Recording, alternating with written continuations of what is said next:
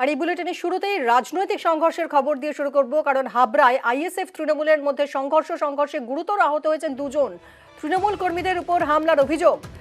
আরো বিশদে জানবো, জিয়াউল আমাদের প্রতিনিধি রয়েছেন সরাসরি। জিয়াউল, কেন এই সংঘর্ষ?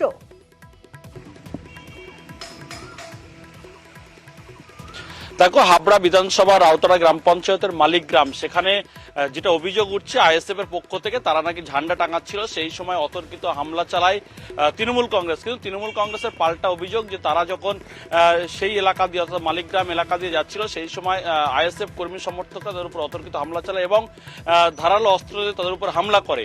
এবং এই ঘটনায় দুজন গুরুতর জখম হয়, তাদেরকে ধারালো অস্ত্র এতটাই রক্তাক্ত অবস্থা, তারা সেখান থেকে হাবড়া স্টেট জেনারেল হাসপাতাল, সেখান থেকে অবস্থার অবনতি হলে বারাসাত হাসপাতালে এই মুহূর্তে তারা চিকিৎসাধীন। তারপরেই এলাকায় কিন্তু আইএসএফ এর পক্ষ থেকে দাবি করা হচ্ছে হামলার পরেই কিন্তু আইএসএফ সমর্থকদের বাড়ি ভাঙচুর করা হয়, সবটাই শাসক দলের দিকে অভিযোগ।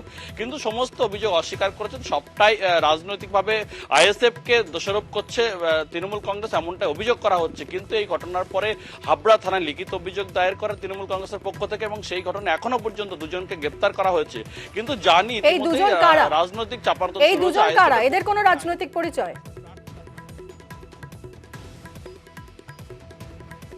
যারা যারা যে দুজন গ্রেপ্তার হয়েছেন সেই ঘটনা অর্থাৎ এই হামলার পিছনে সরাসরি যুক্ত ছিল, এরাই ধারালো অস্ত্র দিয়ে হামলা করেছে এমনটা অভিযোগ করা হচ্ছে। ফলে সেই ঘটনার পরে তাদেরকে গ্রেপ্তার করা হয়। কিন্তু আইএসএফ এর পক্ষ থেকে স্পষ্ট দাবি যে সবটাই রাজনৈতিক, কারণ জমি পাচ্ছে না, জমি খুঁজে পাচ্ছে না, রাজনৈতিক জমি, তার জন্যই আইএসএফ এর উপর হামলা করে তারা দোষারোপ করছে। অন্যদিকে তৃণমূল কংগ্রেসের পঞ্চায়েত প্রধান এবং বিধায়ক তার স্পষ্ট দাবি যে সবটাই বিজেপির এবং সিপিএম এর দ্বারা পরিচালিত হয়ে আইএসএফ এই শাসক দলের উপর হামলা করছে।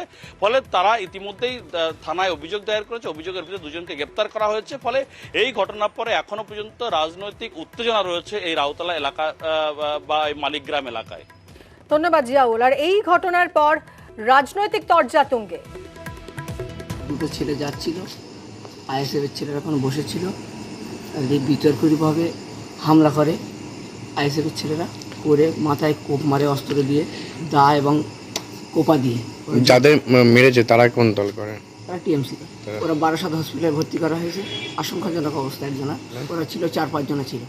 আমাদের আইএসএফের কর্মীদের উপরে সন্ত্রাস চালাচ্ছে ওরা, তৃণমূলের গুন্ডা বাহিনী, ঝান্ডা ফান্ডা খুলে সব ফেলে দেয় তৃণমূলের দুষ্কৃতী, কর্মীদের থ্রেট দেয়, একজন বয়স্ক মানুষকে আঘাত করে, একটা কর্মীর বাড়িতে গিয়ে বাড়ি ভাঙচুর করতে থাকে। পুলিশ নির্বিকার থাকছে কেন?